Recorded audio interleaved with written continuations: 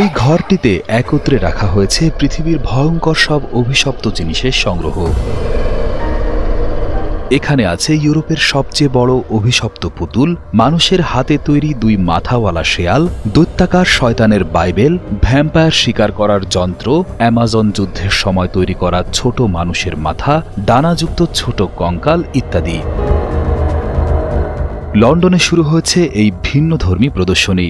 Dark secrets the এসোটোরিক exhibition নামের এই প্রদর্শনীতে দেখা যাচ্ছে অন্ধকার আর রহস্যে ঘেরা নানা জিনিসপত্র।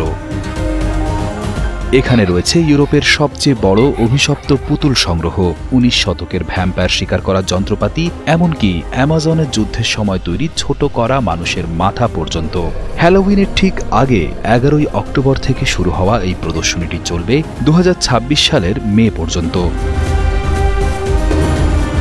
এই প্রদর্শনীতে আছে 1000-এরও বেশি বস্তু, যা ভাগ করা হয়েছে 27টি কক্ষে।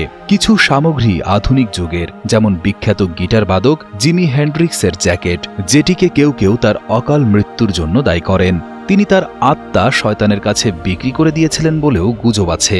এছাড়া আছে ব্রিটিশ জাদুবিদ অ্যালিস্টার ক্রাউলির ব্যবহৃত এক রহস্যময় জাদুদণ্ড। প্রদর্শনীটির একটি বড় উদ্দেশ্য হল মিথ্যা জাদু ও ভূত ডাকার কলাকৌশল ফাঁস করা। ফরেনসিক বিশেষজ্ঞ এবং জাদুকর মাতেও বরিনি জানান, আগের যুগে অনেক তথাকথিত মিডিয়াম বা আত্মা ডাকার বিষয়ে পারদর্শিতার কথা বলে চালাকি করে সাধারণ মানুষকে বিশ্বাস করাতেন যে তারা মৃতদের সাথে কথা বলেন। এখানে এমন সব ওয়েজা বোর্ড, বার্তা লেখা স্লেট, এমনকি ভুয়া পরী আর নেকড়ে মানবের কঙ্কালও দেখানো হচ্ছে। প্রদর্শনীতে খোদাই করা আচার অনুষ্ঠানের স্তম্ভের মতো ড্রুইডদের শিল্পকর্ম রয়েছে। এটি স্মরণ করিয়ে দেয় হ্যালোউইন উৎসবের জন্ম প্রাচীন প্যাগান বা পৌত্তলিক এবং ড্রুইডদের ধর্মীয় প্রথা থেকে। হ্যালোউইন আসলে শুরু হয়েছিল এক পৌত্তলিক ধর্মীয় উৎসব হিসেবে, যা পরে খ্রিস্টান প্রভাবের কারণে নতুন রূপ নেয়। এখন এটি বিনোদন ও বাণিজ্যিক উৎসবে পরিণত হয়েছে, যেমন ভূতের সাজ, ক্যান্ডি আর পার্টিতে ভরপুর।